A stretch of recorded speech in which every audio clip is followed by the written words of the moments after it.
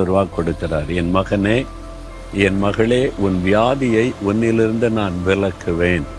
அதற்கு ஆண்டவர் சொல்றாரு, உன் அப்பத்தையும் தண்ணீரையும் நான் ஆசீர்வதிப்பேன் என்பதாக. நம்ம உண்ணுகிற உணவு, குடிக்கிற பானத்தின் மூலமாய் வியாதி நமக்குள்ளே வர வாய்ப்பு இருக்கிறது. பெரும்பாலான வியாதிக்கு காரணமே அதுதான் என்று மருத்துவம் சொல்லுகிறது. அப்போ அதில் தேவனுடைய பாதுகாப்பு இருக்கணும், ஆசீர்வாதம் இருக்கணும்.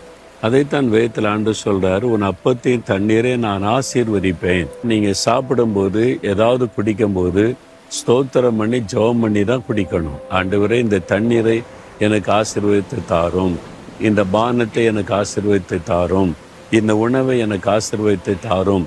அந்த உணவுக்காக, பானத்திற்காக ஸ்தோத்திரம் பண்ணி அதை ஜெபம் பண்ணி நீங்கள் குடிக்கும்போது எந்த பாதிப்பும் அதனாலே வராதபடி கர்த்தர் பாதுகாப்பார். அதனால தான் உன் அப்பத்தையும் தண்ணீரை ஆசீர்வதிப்பேன் என்று கர்த்தர் வாக்கு கொடுக்கிறார்.